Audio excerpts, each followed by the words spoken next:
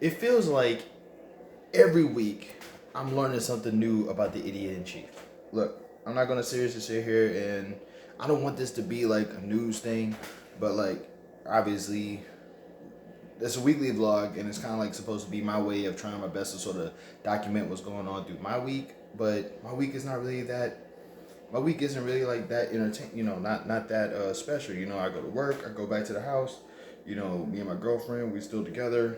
Um, After that, granted, every so often, me and my roommates, you know, consider going on an adventure, but that don't happen because I'm poor and I go to work every day, every 5 days a week, every week. And I actually hate being an essential worker. I really, really do. On top of like being afraid that I'm going to catch COVID, well, at this point, I'm not even afraid. I'm just suspecting it and being like, take me now because at least it will give me a break from work.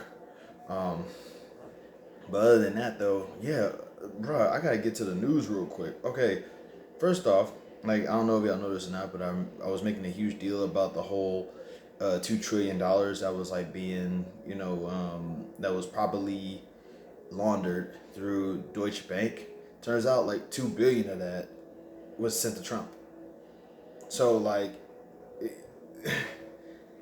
and not only that, but like for some strange reason, this dude somehow managed to get borrow $2 billion from Deutsche Bank. Questionably, how? Like, how? Like how do you get $2 billion from a bank like that? You know what I'm saying? And to make matters even worse, the dude doesn't pay taxes, or rather, he since 2016 he's paid $750, which means me, you, and literally everybody who has either voted for him or didn't vote for him has paid more taxes than he has in the past 4 years. That's not what upsets me. What upsets me is the fact that his supporters are bending over backwards to try to justify exactly why that's a thing. And the most weirdest one so far is he's been putting his money towards charity, so clearly he's putting his money towards charity, and that means that he could write it off. So you mean to tell me that all you have to do is just put your money towards charity and you can write it off your taxes and you don't have to worry about paying taxes? So why have you never done that before? And because every single time a poor person, as much as simply breathes incorrectly, you're saying my tax dollars didn't pay for you to breathe like that. You know.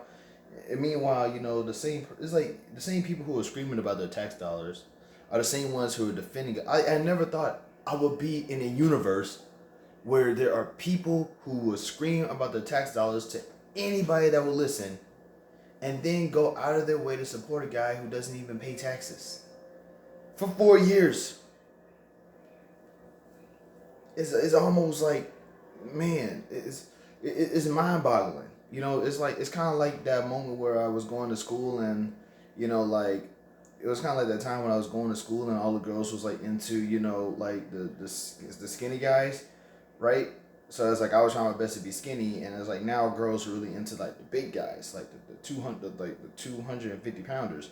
So it's like, are you serious? Where was this love when I was fat? What's going on? It's so weird. It's like it seems like the more we go through time, the crazier time gets, because like considering everything that's been going on lately, you got aliens on Venus.